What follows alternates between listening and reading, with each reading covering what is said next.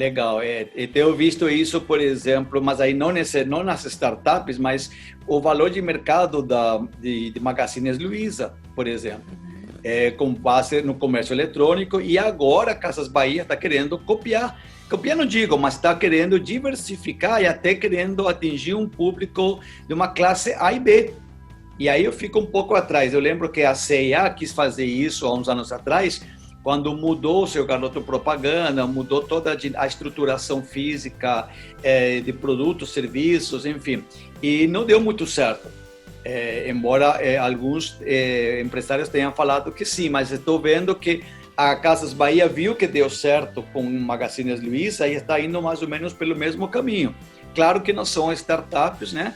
Mas são empresas que estão se reestruturando agora a partir dessa variável macroeconômica da pandemia. Eu assim, fico observando, né, esse caso em particular dessa startup que eu tenho acompanhado, é que mesmo nascendo à distância, mesmo nascendo como organização virtual, elas nascem com um forte elo, uma forte ligação com a base de cliente, tá? E isso não necessariamente depende de presença física, tá? Então, não esqueço deles comentando, olha, a gente faz questão de responder todos os contatos, e por vários canais, não é só via internet, era via telefone, via... e por quê? Porque eles tinham, né, e acho que isso ainda continua, uma preocupação muito grande de manter o rating no marketplace que eles entraram, né? Por quê? Porque você é avaliado, você... Então, do ponto de vista do marketing, uma organização que opera, que decide operar à distância, a minha opinião é que ela está muito mais visível, ela está muito mais suscetível a avaliações, sejam positivas quanto negativas, justamente porque o contato com o cliente é muito mais intenso, rápido, imediato. E isso é justamente o que a gente sugere para as empresas do modelo tradicional, né? Que é a base do marketing. Conheça seu consumidor, se aproxima seu consumidor, entenda as necessidades do seu consumidor. Ontem estava vendo um artigo de um especialista em marketing de conteúdo que está afirmando que as empresas atuais, as grandes, médias e grandes inclusive, não estão entregando marketing de conteúdo de forma equivocada. Por quê? Porque o segmento de clientes que elas estão atendendo são incompatíveis entre as necessidades desse segmento de clientes e entre o produto, no caso, o conteúdo que elas estão fornecendo. E aqui você já está trazendo uma situação que essas empresas, pela sua natureza digital, elas já têm incorporado, né, essa cultura, basicamente. Isso é bastante interessante. Eu acho que nesse momento, então, provavelmente essas empresas estão nessa briga competitiva, estão saindo na frente. E como que você, neste caso, então, de Maria, e como entra a parte final, aí, na monetização, na parte dentro da configuração de valor? Como que elas trabalham, essas startups? Então, na verdade, né, os 3 processos de criação, configuração e apropriação, eles acabam se dando de forma simultânea e integrada. Então, veja, são empresas que têm uma configuração muito enxuta, justamente por quê? Porque já nascem, né, a criação do valor já se dá numa plataforma, já se dá de forma muito capital intensiva, assim, tem pouco recurso humano, né? Redução mais de máquinas, custo. E ao mesmo tempo, elas têm um canal de comunicação direto ali com o cliente. A grande questão da apropriação do valor nessas empresas é justamente a escala, porque o que eu estava comentando. Se eu pego uma empresa dessa, que é pequena, que consegue atender o cliente, responder, né, será que ela consegue fazer isso em larga escala? Né? Ela teria que automatizar uma série de coisas, né, processos para responder rapidamente. Então, assim, são empresas que têm um desafio de escala, seja para que a plataforma vingue, né? Porque a maioria, o que ela faz? Ela entra numa outra plataforma, né? Que é o famoso marketplace. Então, ao longo do tempo, né, essas empresas se consolidam e criam a sua própria plataforma. Você deu o exemplo do Magazine Luiza, que virou um marketplace, inclusive. E virou um marketplace, né? E tem um outro desafio importante, que, como eu estava falando, que é o custo de logística, né? Porque é difícil precificar, botar esse custo no preço, né? E a gente diz muito em microeconomia, né, que quanto menor a assimetria de informação, maior a concorrência. Como são empresas que são muito visíveis, né? Então eu migro muito fácil de uma plataforma para outra, buscando o quê? Uma informação, um preço mais baixo, né? Então são empresas de baixas barreiras de entrada, né? O que segura o cliente é justamente a ponta ali, o atendimento, o relacionamento, né? Então, por exemplo, o rating que elas trabalham é uma forma de garantir, né, que quem entra no marketplace realmente vai manter a reputação da empresa. E por aí vai. Nesse caso, não é o preço menor que vai fazer com que esse cliente se torne um cliente assíduo, um cliente fiel. Até porque, mais uma vez, as grandes concorrências vão entrar com preço menor, né? E vão...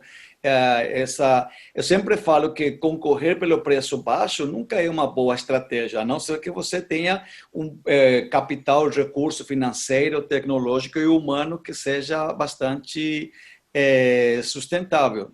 Se não concorrer pelo preço baixo, a não ser que seja numa concorrência pontual. Então, uma promoção que começa hoje acaba em 30 dias ou acaba em uma semana. Tudo bem. Então, você tem os recursos mercadológicos da promoção, mas você usar a estratégia de preço baixo como uma estratégia, como um recurso estratégico ad continuum, eu acho que não sei se seria uma boa estratégia, principalmente para essas startups que têm desafios ainda maiores, né? Mas é interessante observar, quando você fala, então, das competências, das tecnologias. Você pode afirmar, então, hoje, que você visitou essa empresa 2, 3 vezes ao longo desses últimos anos. O que garante, ou como você poderia definir um modelo de negócio de sucesso? Será que essas 3 rodadas, essas mudanças que foram acontecendo ao longo desses anos, você pode afirmar hoje que são empresas de sucesso, que deu para observar esse modelo de negócio como um modelo de negócio que deu certo? Então, como eu te falei, como eu tenho uma visão de processo, uma visão dinâmica, eu não olho no retrovisor. Então, assim, para mim, um modelo de negócio de sucesso não é aquele que está, né, obtendo sucesso, receita e tal. Eu estou olhando o seguinte: a capacidade que a empresa tem de manter o ciclo do valor, né? Eu gosto de usar uma expressão, né, pensando numa roda, né, pensando na bicicleta. Para você se manter na bicicleta, você tem que estar pedalando, né? E essa capacidade de fazer o ciclo retomar, girar, e girar cada vez mais, com mais escala, ofertando mais valor, enfim, e de forma eficiente, de forma enxuta, é o grande desafio das empresas. Então, um bom modelo de negócio, um modelo de negócio sustentável é aquele modelo que tem um ciclo do valor bem estruturado. Então, assim, eu já consegui amarrar bem as estratégias. Então, criação, configuração e apropriação do valor está bem redondinho, e isso se sustenta ao longo do tempo, né? Ok. E aí, perfeito. Então, até se eu for fazer uma comparação, ou ver onde entra o marketing, eu acho que o marketing ali, ele entra nos 3 pilares: na criação de valor, na configuração e apropriação de valor, porque assim como criação de valor e proposição de valor deve acompanhar a roda, deve ser contínuo, as ações, estratégias de marketing também devem ser contínuas e devem estar acompanhadas. Eu acho que o grande problema, desculpa, para mim o grande problema do marketing é quando ele se isola, né, seja pensando como departamento, como função, se isola das outras áreas, porque a verdade é que o ciclo do valor ele só está bem amarradinho quando a empresa consegue articular, né, o que ela está entregando lá de proposta de valor com a sua estrutura interna operacional e, ao mesmo tempo, com o desempenho financeiro. Então, assim, tudo tem que estar amarrado, tudo tem que estar articulado. Ótimo, isso só para encerrar, ele me lembra que um famoso pesquisador de marketing já falava que o marketing é tão importante para ficar restrito a uma única área, a um único departamento. Acho que todos numa organização devem pensar no marketing, desde a menina que serve café até o grande executivo, o presidente e o board. Assim como na estratégia, eu acho que hoje, acho que as empresas devem pensar nesse processo de integração. Como você falou que você vê a empresa, principalmente nessas startups, como você tem um pensamento de processos. E isso eu acho bastante interessante, porque a empresa não acaba no lançamento de um produto, não acaba na aquisição de novos clientes, é um contínuo, né?